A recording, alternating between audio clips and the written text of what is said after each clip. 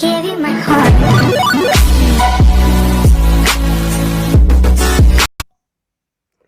Hello, good morning, नमस्कार। आपके अपने चहेते यूट्यूब चैनल लर्न विथ आभास से मैं राकेश यादव आप सभी का स्वागत करता हूँ। बच्चों, आज हम एक अति महत्वपूर्ण प्रकरण संज्ञा के बारे में विस्तृत रूप से जानेंगे। और संज्ञा एक ऐसा प्रकरण है जिसे हम कक्षा 3 से पढ़ रहे हैं और सभी प्रकार की परीक्षाओं में 1 या 2 प्रश्न यहाँ से अवश्य पूछा जाता है।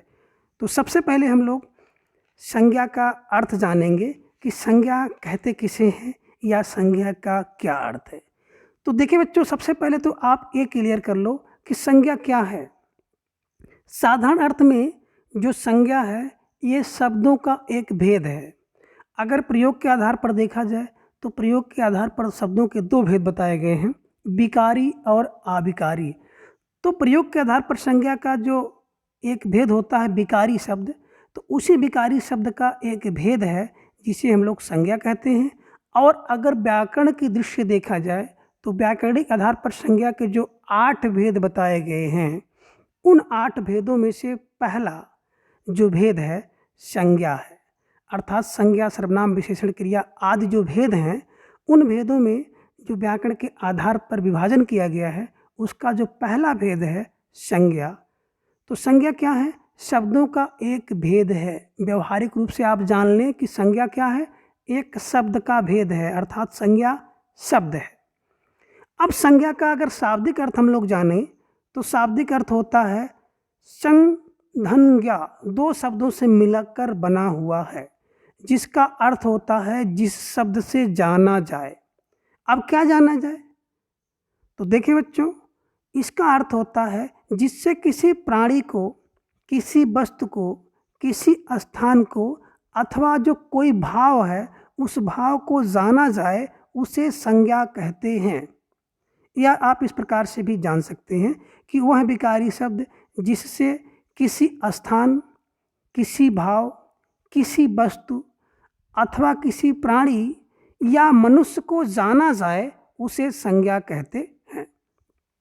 अब दूसरा संज्ञा का अर्थ होता है नाम। अब नाम से आशय क्या है? किसी स्थान का नाम हो, किसी भाव का नाम हो, किसी वस्तु का नाम हो, प्राणी का नाम हो या किसी मनुष्य का अगर नाम है तो उस नाम को भी हम लोग संज्ञा कहते हैं।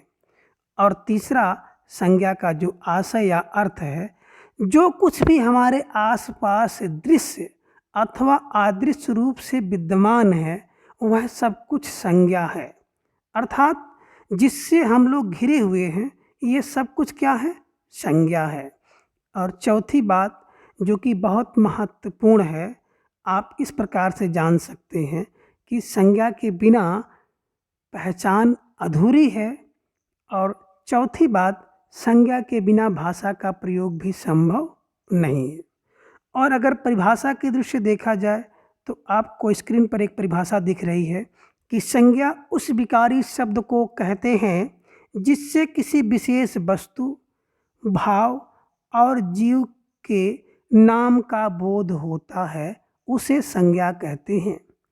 और दूसरी परिभाषा इस प्रकार से आप जान सकते हैं, क्या?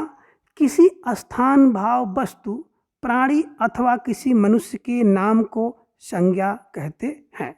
और तीसरी परिभाषा आप इस प्रकार से जान सकते हैं जो कि थोड़ा सा अलग तरीके से है। क्या है? किसी व्यक्ति, स्थान, वस्तु आदि के नाम, गुण, धर्म, स्वभाव का बोध कराने वाले शब्द को संज्ञा कहते हैं। जैसे आपने देखा होगा, कोई नाम है आपका श्याम, आम या मिठास आदि।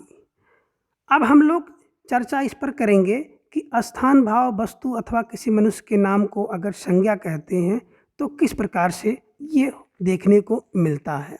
देखें, अगर किसी स्थान का नाम हो, जैसे नैनीताल है, इलाहाबाद है, रांची है, लखनऊ है। भाव, भाव में आपका प्रसन्नता है, प्रेम है, क्रोध है, शत्रुता है, विश्वास है आदि भाव, या कोई वस्तु जिससे हम लोग प्रयोग करते हैं या हमारे आसपास दिखाई दे रही हैं, पेन है, पुस्तक है, मेज है, फैन है, मोबाइल है आदि क्या है, वस्तु के नाम है। प्राणी में हमारे आसपास तमाम करके घरेलू अथवा जंगली प्राणी पाए जाते हैं, जैसे कुत्ता है, बकरी है, भैंस है, सांप है और मनुष्य भी उसमें आता है। और अगर नाम की बात की जाए तो नाम होता है ना, हर व्यक्ति का, हर वस्तु का, प्राणी का कुछ ना कुछ नाम होता है। तो जैसे राम, श्याम, गीता, मोहन, रवि आदि क्या है, संज्ञा के उदाहरण हैं। अब बात आती है कि संज्ञा का अर्थ और संज्ञा की परिभाषा जानने के बाद कि संज्ञा की पहचान हम लोग कैसे कर सकते हैं या कैसे करेंगे। तो देखिए बच्चों, अगर संज्ञा के पहचान की बात आती है तो आप इस प्रकार से कर सकते हैं, जैसे उसके लक्षण के आधार पर अगर कोई प्राणीवाचक है तो संज्ञा है, जैसे बच्चा है, भैंस है, चिड़िया है, आदमी है या किसी का नाम रमेश है, तो जो सजीव हो अर्थात प्राणीवाचक हो उसकी पहचान इस प्रकार से कर सकते हैं।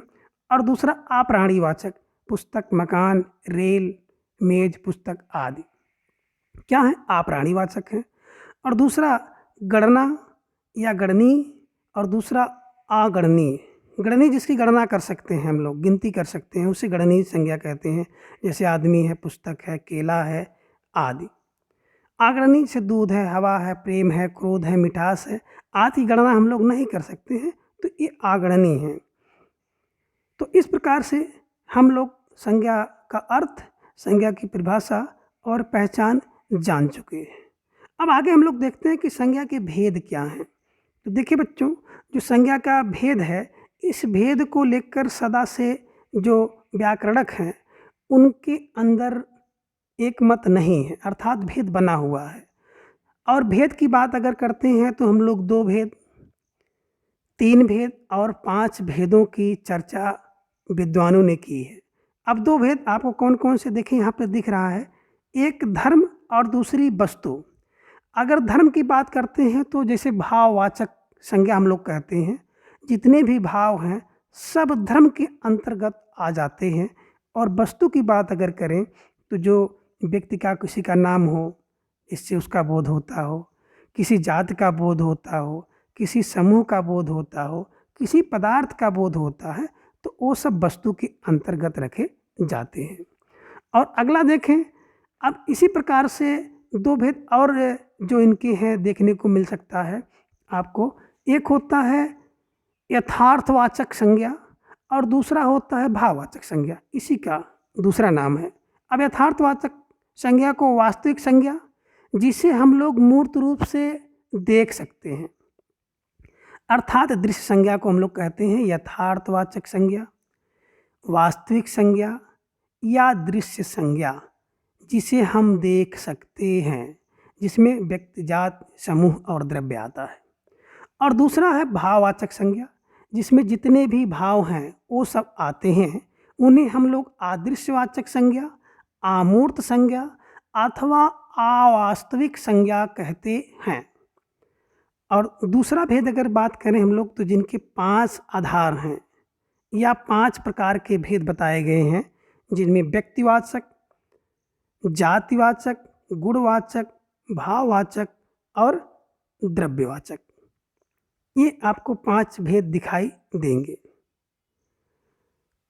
आगे जब और आगे आप आएंगे तो वहाँ पर आपको इसका 3 भेद देखने को मिलता है, व्यक्तिवाचक, जातिवाचक और भाववाचक। तो व्यक्ति, जाति और भाववाचक संज्ञा, ये 3 भेद मिलते हैं। पदार्थवाचक और समूहवाचक को इन्हीं भेदों के अंतर्गत सम्मिलित कर लिया जाता है। तो इस प्रकार से आज की क्लास में हम लोगों ने संज्ञा का अर्थ, उसकी परिभाषा और पहचान तथा भेद के बारे में जाने हैं। अगली कक्षा में हम लोग फिर संज्ञा के एक एक भेद पर हम लोग चर्चा करेंगे। Thanks for watching.